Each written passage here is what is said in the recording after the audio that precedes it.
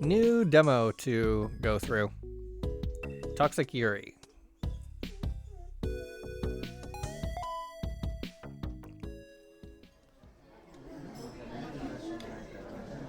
Another mandatory drinking party with my coworkers. My boss is passed out with a drink in his hand. Two of my kohai sing the worst Aladdin duet I've ever borne witness to. I'm on my 5th beer, my head's spinning, and my ears are ringing. My life is a wreck. Stable job, decent apartment, recent promotion. I've hit rock bottom. Nothing happens to me anymore. Just deadlines, drinking parties, nursing hangovers on rush hour trains, working on Saturday. I checked my phone for the first time in an hour. I couldn't check it while my boss spoke for 25 minutes before we said "Kampai." And notification from Pizza Box advertising a new coupon for 2% off. 10 new posts on my RSS reader. A message on Dot. I got a message from someone. It's an offer for a free in-app sticker pack after I buy 5,000 yen of stickers. I resist the temptation to start doom scrolling the For You page on Whittier and try to turn my attention back to the mandatory work party. But nobody's having fun tonight. Everyone's plastered, miserable, overworked, and blowing off steam by acting ridiculous in a semi-private setting. The whole night'll cost each of us over 10,000 yen. Not a small amount. Is it really worth that much just to gather in an izakaya and feel bad together? My favorite coworker isn't even here. I don't even have a sympathetic shoulder to mope on. I should have declined. I should have weaseled out and gone home to watch late-night anime based on light novels I've never heard of. Instead, I'm subjected to another hour of overpriced edamame, terrible karaoke, and public displays of affection between two coworkers who are cheating on their spouses. But like all pain, it doesn't last forever. Or maybe I get used to it. It's hard to say, but the event does eventually end. The drinking stops, and the next half hour figuring out how to split the bill between 14 people begins. I tell a coworker I'll repay her on a payment app, but I need to catch a train, and so I need to head out. She mumbles something drunkenly. I hope she understood me. Not that I'm particularly coherent myself. I leave the mandatory work party. I'll see my coworkers again. Monday, perhaps. Or tomorrow, if my boss demands me to.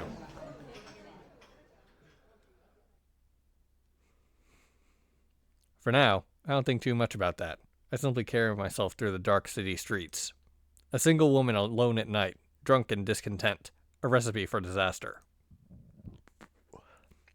Last train is coming soon, so I need to get to the subway before long. Maybe there's enough time to swing by a kombini and pick up some maruchiki, or more beer. No. The night is young, but it's also short. I need to walk. Last train is always incredibly crowded. If I can avoid it, I absolutely will. Last train is always incredibly crowded. If I can avoid it, I absolutely will. I can just imagine the last train fiasco if someone pukes on the second stop. It's happened to me 3 times the past few months. Sends the whole car into a frenzy. I'm too tired for frenzies. I stumble past a couple of vending machines, cough my way through rude-ass smokers. It's the walk I take to the subway every time I'm done with a mandatory work party. Nothing's ever happening.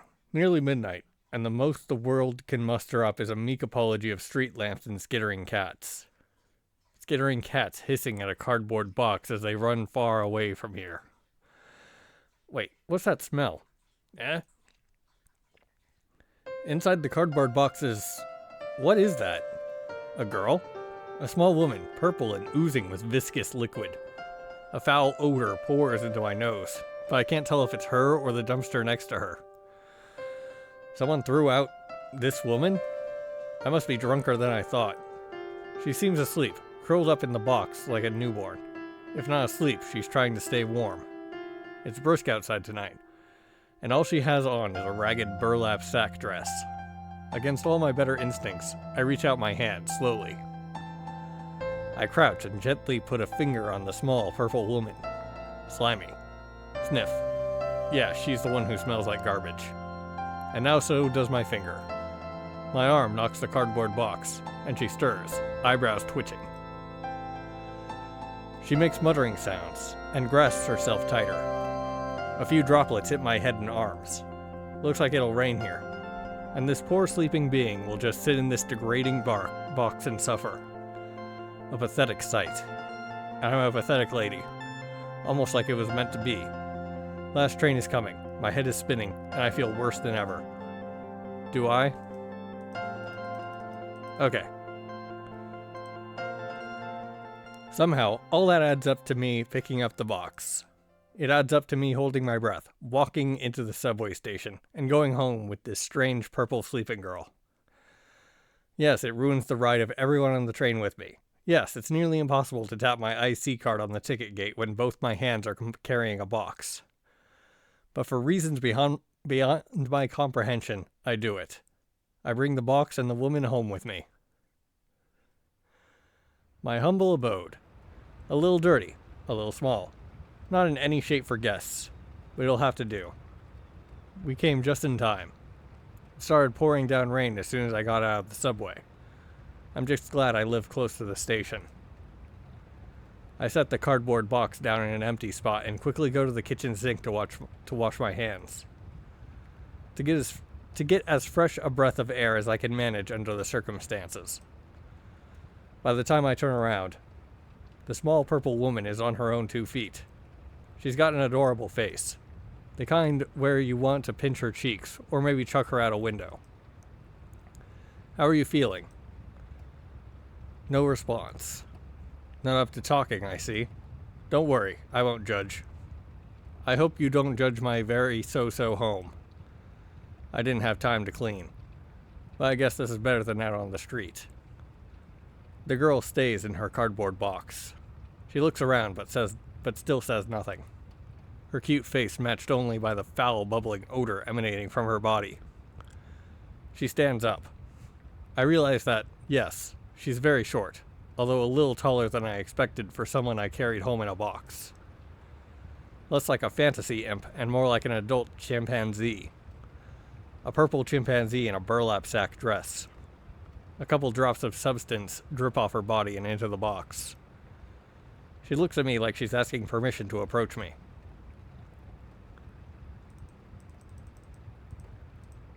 Do you have a name or anything? My name is Doku. She speaks. Wobbly, high-pitched, and very cute. Doku-chan, eh? Well, nice to hear you speaking. This is the first time I've been in a house. I like it. How did you end up on the street like that? In that box? I don't know. I don't remember anything. An amnesiac. Just great. No, I'm just new to this world. I don't have a lot of experience yet. Can you help me? I want to learn a lot of things. Sure. You saved my life. So I'll do anything you ask, okay? Doku-chan is adorable at a glance, and it's not a shock that she's so inexperienced with the world. But I don't want to take advantage of her, not in any sense of the word, so I'm not sure what to do here. I can't kick her out just yet, since it's obvious she has nowhere to go.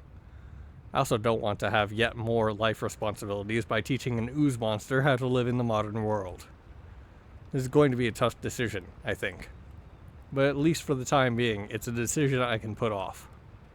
It's very late, and even though it's Saturday, I do have to go into work tomorrow.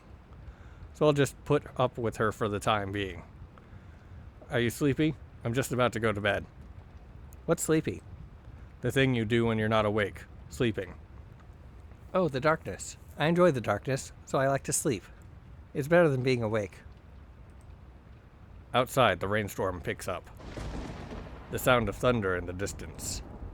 Not common around these parts, so it makes me jump a little. Doggo, it wasn't real. Relax. Doku-chan is even more spooked, though. What? It's just the storm outside. Don't worry.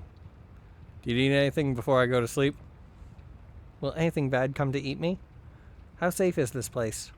Extremely safe.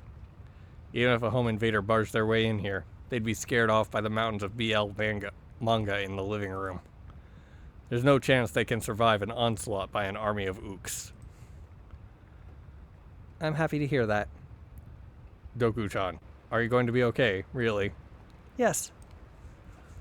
The way she's fidgeting around suggests to me she will very much not be okay once I turn off the lights. Make her stay in the box.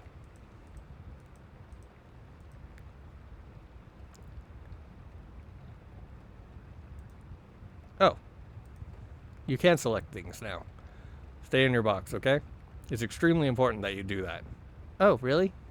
It's the only way you can stay safe. If I see you out of that box, you'll be in big trouble, alright? Oh. Oh. Okay, I'll do my best. It's your sacred duty. I've got it. I'll stay in the box and fulfill my duty. Great. I hyped her up so she'll definitely not mess anything up while I sleep. Good night, Doku-chan. Good night. I love you. Where'd she learn that one from? Sorry, I don't know why I said that. I'm still a little new. Is it okay to say that? Well, we just met, so... I guess I just wanted to say thank you. You're a special person to me for saving me. Okay, that I can accept. Sleep tight in that box. Yes, ma'am. I go to bed and hope desperately that nothing is a disaster when I wake up.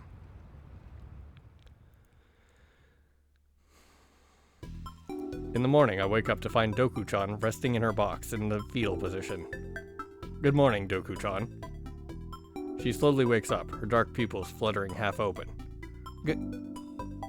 Just when it seems like she's finally awoken, her eyes go shut again. A real sleepyhead.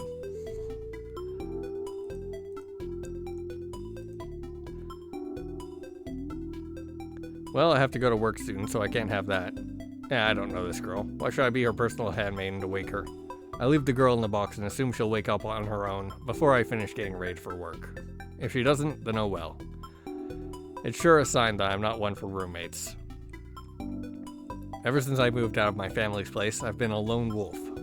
No need to be waking up random women in the morning. That also may be a sign of how few women I take home with me. After I brush my teeth, wash my hair, and heat up some instant coffee, I find that Doku-chan's woken herself after all anyway. She's looking positively ragged, and that's what she gets for sleeping in a cardboard box, but at least she's awake and already following me around. See, my tough love is to thank. Ignoring a girl will make them more eager to see you. I'm going to work soon. I assume you don't have anywhere to go, right? I don't have a spare key for you anyway. No, I'm not sure. Do I need to go somewhere? What's outside? I'll take that as a no. I'm going to trust you to stay in here then. Keep the door locked and feel free to have my food.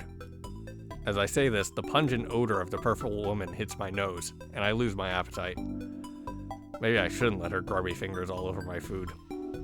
Well, if you have any problems, just call me. Do you have a smartphone? Okay, if you have any problems, just wait for me to get home. Wait, I'll be alone again? All alone? Yeah, just keep house. I won't kick you out yet. Not until we get things sorted out. Doku-chan still shivers. Alone? It's just for a few hours. I just have to get some work done at the office. Trust me, be good while I'm away. She's like a nervous puppy, only without the barking, and I pray without the soiling herself on the linoleum. I set out for work, then, trusting this strange creature to behave herself and not completely ruin my life while I'm away. Going to work today is pretty awful, though. I have a mild hangover from last night, and I'm sure some of my coworkers will have even more than that. It's a Saturday, which means I absolutely should not be going into the office today. And yet I have deadlines coming up for projects, and I have no choice but to go in and help fix that all up. I'm a sub-manager, informally, which means I have way more responsibilities than the rest of my team at the same salary. Although I don't envy the sub-manager, who is definitely suffering even more responsibilities with the same salary. I'm honestly terrified they'll promote him up to manager, which will then make them promote me to sub-manager. I would like to be demoted, but I can't figure out any path to making that happen without being turned into the office pariah. I'm sure I'd get it by not coming into work on Saturdays, but that would be a path to getting transferred to a whole new section where I'd be doing data input on spreadsheets for the rest of my career. A fate worse than death.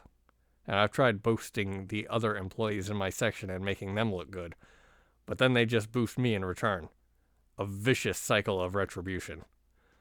So for now, my status quo is working on Saturdays and doing the bare minimum while I try to make myself look as busy as possible. So here I am at the office, hungry and headache and hell-bent on going home. Half the workers aren't even in yet, and it's already 8:15 a.m. I thought I was cutting it close. I'm only 15 minutes early. However, my closest coworker, the only one I care about as a person, is already in, and by her posture, she seems like she's been in for a while. Fujino Tatsuko.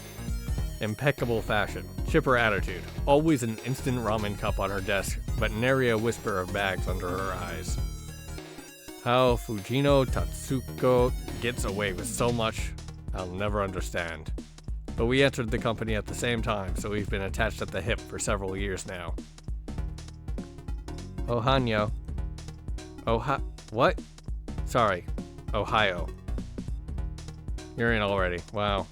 I skipped the work party last night, so I thought it's the least I could do. I've got to help us meet that deadline. I'm glad you work here.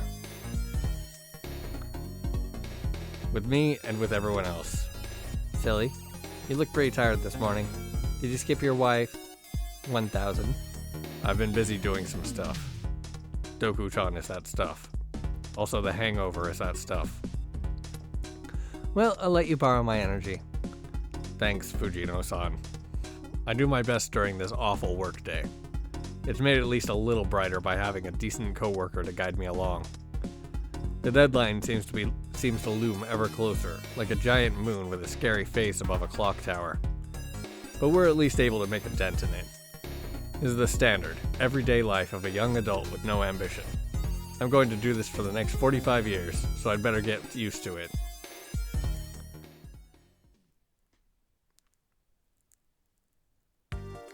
I have to wait patiently for Ol-san to come home. She told me to be good. I need to be good. I've been sitting in front of the door for a while now. The light at the window got very bright, and the room became very warm. Now the light has decreased. I wish I knew what all that meant. Outside. Outside is a scary place. I was out there yesterday, but I don't really remember it. I was asleep and in a box, and then I was awake in this home. When will she return? How long has it been? There's a clock here that reads 10:35. If only I had been taught, I could understand how to tell time. But I'm too new to know about such things. I walk around in circles for a while. My balance is off. I have only been walking for a few hours of my life, so I need a lot of training. Once I have that down, I try spinning. That's a good trick. My little toes push me up as I get up high and stretch my arms out as far as they will go. And even then, I'm too short to reach that spiderweb in the corner of the ceiling. Oh well. I'm sure I can find something else nice in this home. Except, I've never eaten before. What food should I try? I take myself into the kitchen and sample a few of Ol-san's things. Then spit them out soon after. Ew, gross, yucky. I'm never going to eat a spoon ever again. This juice called ketchup, though, is quite yummy. I squirt the whole bottle into my mouth.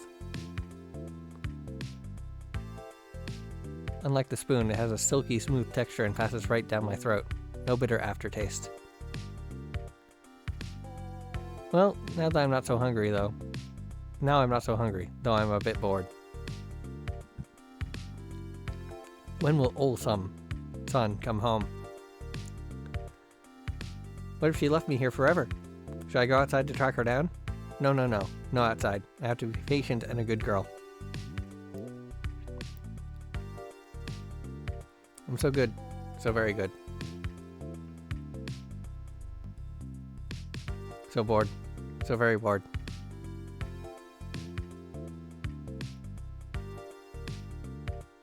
She's gonna eat the drywall. I look at the clock again. It flashes a new time symbol.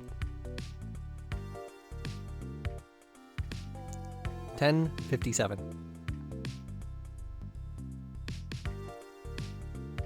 It's going up, so I think that must be a good thing. Maybe when it becomes 10:99, it'll be the end of my waiting. It doesn't seem like the time can become 10:100 at least. I stare at the clock for as long as I can keep focus on it. 10:58. 10:59.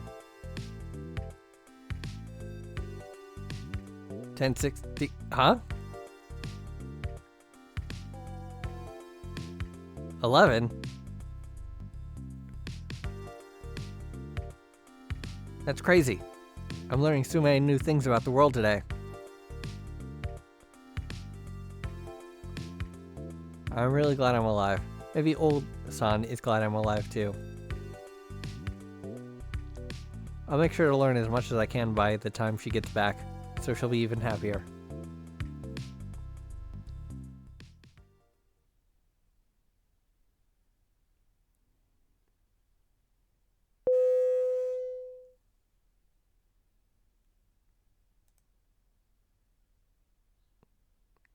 I jingle the keys to unlock my front door and immediately hear a loud thump in a muffled voice.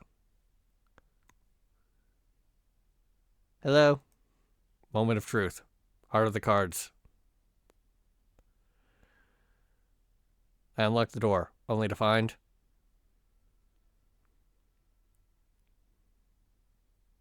Doku-chan sitting at the entrance with a smile. Welcome home. I'm home. And you're still sitting here at the entrance. Did you even move?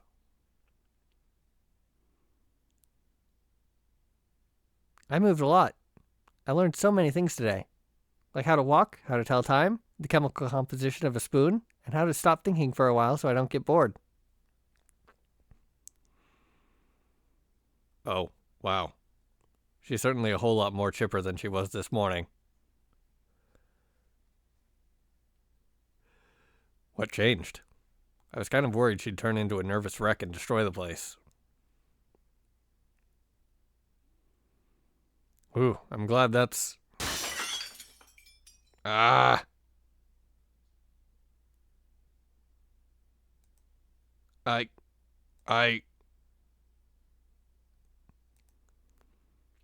My apartment.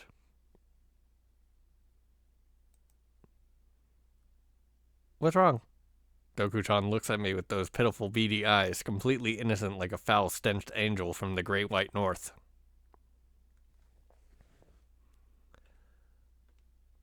You ruinous sludge. You destroyed my home. Do you not realize this is precisely what I told you not to do? Please do not get yourself in any trouble and all of that. I let you into my home and,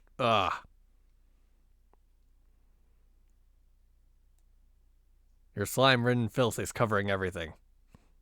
Doku-chan gives me an utterly pitiful look, and I decide to calm down. She's new. She doesn't understand yet. I get it. But, ew. Yuck. Yuck. What's yuck? I'll clean up around here. Well, first I need some dinner. Dinner? That's the final food meal of the day? Yeah, I barely ate anything for lunch.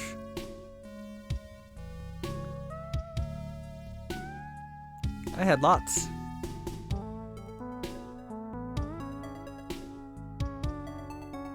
I go into the kitchen.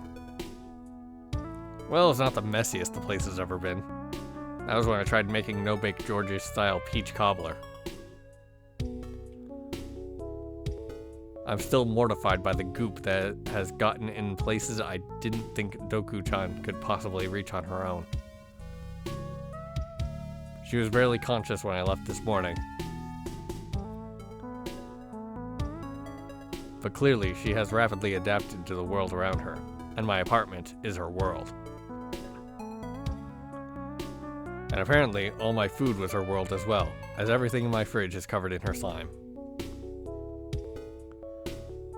A few frozen purple chunks in the freezer.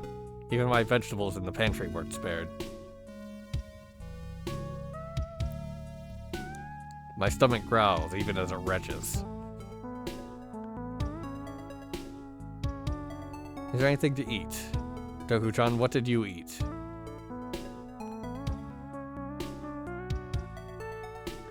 First I ate a spoon. It had a bad texture and terrible aftertaste.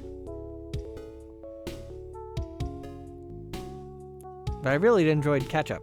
A nice mixture of salts and sugars. Then I looked for other things in your kitchen, but I didn't find anything tasty.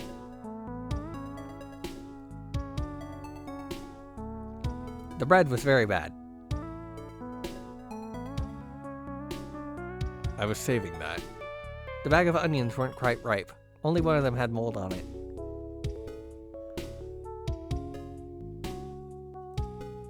Would you like to eat dinner together? Fuck no. Oh. I rummaged through the back of the pantry looking for anything unspoiled. Anything I can heat up or eat dry that Doku-chan didn't get her grubby fingers on. I end up with a can of tomatoes and a pack of dry udon noodles. I could make the world's most pathetic spaghetti, except that all of my pots are dirty. That's a fault of mine, though, not Doku-chan's. I'm just lazy about cleaning dishes.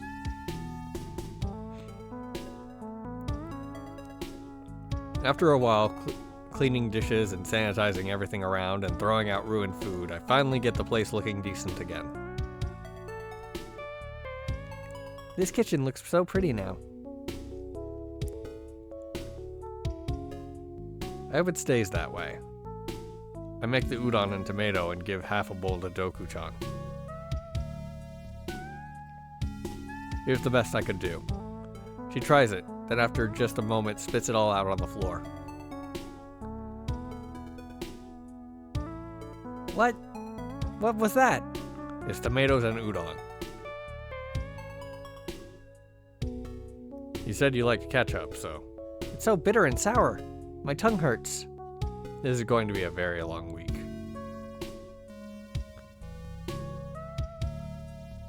After I chow down on my awful dinner and clean up the mess on the floor, I turn my attention to a more pressing problem.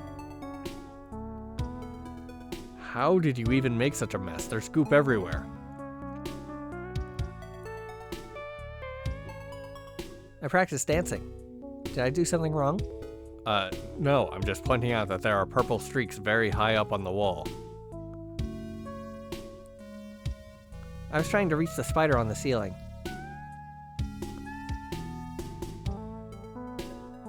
Did you reach it? Nope. It looks so yummy. I'll bet. I'll have to spend a whole lot of time getting all of this clean enough not to have a panic attack over.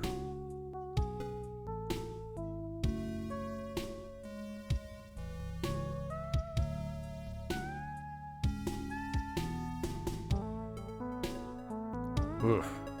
I feel like I finished an entire work shift after finishing an entire work shift. At least it's all clean now, even at the cost of a lot of bleach, and it not actually being clean. I'm a little woozy from the fumes. I like this aroma. What do you call it? Doku-chan, please. Oh, I'm sorry for making mistakes.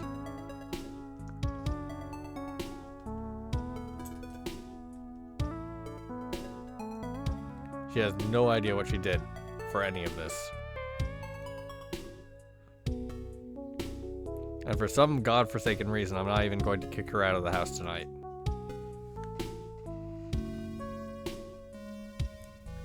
I don't have the mental capacity to deal with that in the first place.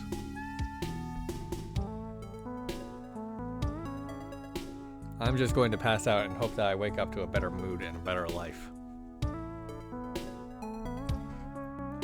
Well, she slept in the box last night, so I guess I'll keep up the status quo.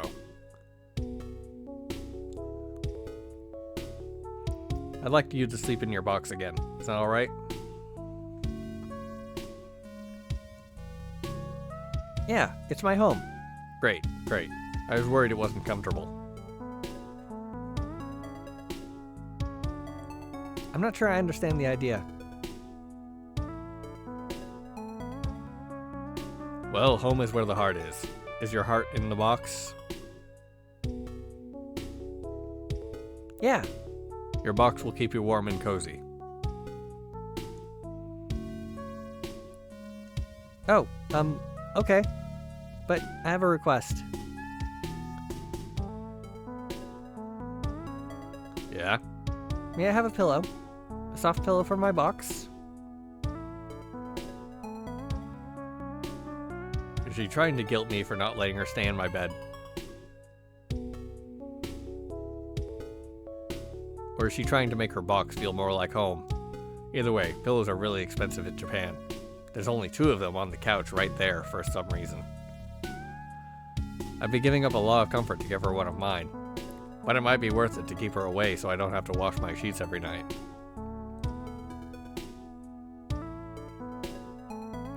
I decide to let her have a pillow. She can sleep in comfort and hopefully adapt to her new environment more carefully. I need to contain her, to get her to stop wandering around my apartment when I'm gone and wrecking everything. So crafting her a very cozy box will help train her to stay in that box when she needs to. I'm giving this pillow to you as a gift. Use it wisely. You don't want it back? Nope, it's yours now.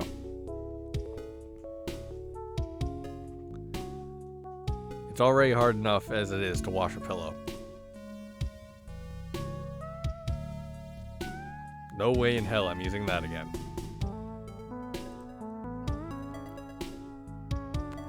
I hope it makes you as comfortable as it can be. Yeah. Yay. I send Doku-chan off to her box, pillow in hand. Remember, don't leave the box during the night.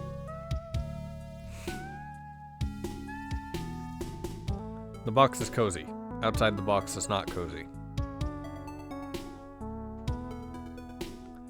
Understood. I want to be cozy. Great. That's that.